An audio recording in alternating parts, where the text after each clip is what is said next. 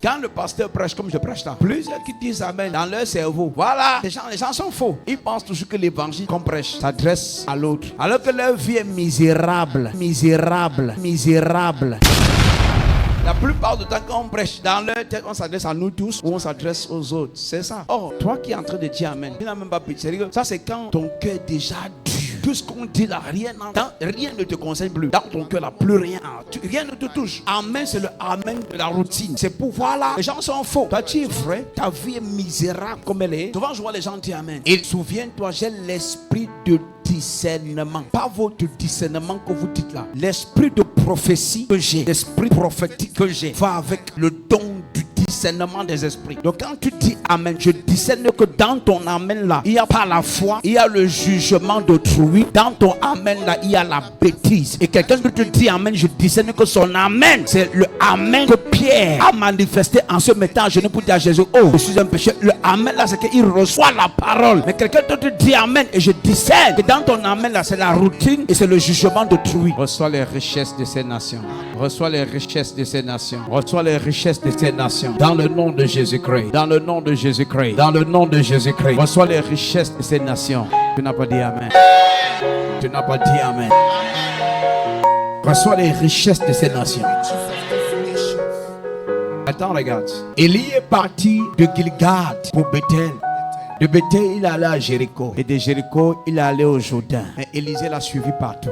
Lorsque tu es fils d'un pasteur, tu es fils de Dieu, sous l'autorité d'un homme de Dieu. C'est Jésus qui est venu avec ça en disant, suivez-moi et je ferai de vous. Paul a dit, imitez-moi. Mais si tu lis le texte dans la traduction grecque, ce n'est pas imitez-moi, c'est suivez-moi. C'est pourquoi l'anglais se rapproche de la traduction follow me as I follow Christ. Maintenant, pendant que Israël suivait Moïse, Moïse les a menés à la terre promise. Élisée a suivi Élie. Gilgad, Bethel, Jéricho, Jourdain. Paul dit à Timothée, viens vers moi et apporte-moi le manteau. Ruth a quitté Moab et a suivi Naomi à Bethléem. Je te parle de suivre quelqu'un. Lorsque tu suis quelqu'un, tu le suis dans ses enseignements. Tu le suis dans ses conseils et dans le service. Alors là où il va, oh, tu parles comme Ruth. Là où tu seras, je serai. Ton peuple sera mon peuple et ton Dieu sera mon Dieu. Ça veut tout simplement dire que pendant que je sers Dieu, les choses que tu me vois accomplir, Élie a dit à Élisée, si tu me vois, les choses que tu me vois accomplir devraient être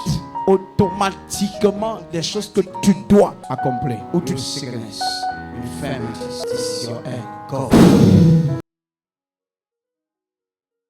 Je suis free. Et les résultats disent quoi? Un cancer du sein. Il faut être régulier à l'église. Cancer du sein droit. Là-bas, c'est qui? Ok, tiens. Come. Tout ce que j'ai de plus précieux. You cancer.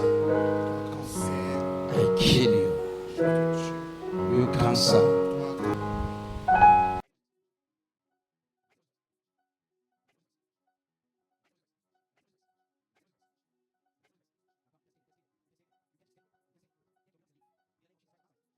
Now, you have no choice than to leave. Now take your load. Pack your load and go. Be free! In the mighty name of Jesus. She's free. Ah, ça veut dire quoi? Une infection dans les intestins. Machata la bahai. Comment ils savent? Ils ont fait des examens de sel. Regarde les yeux. Now, you are gone. This is your end in this body. You are going in the name of Jesus Christ. It's free.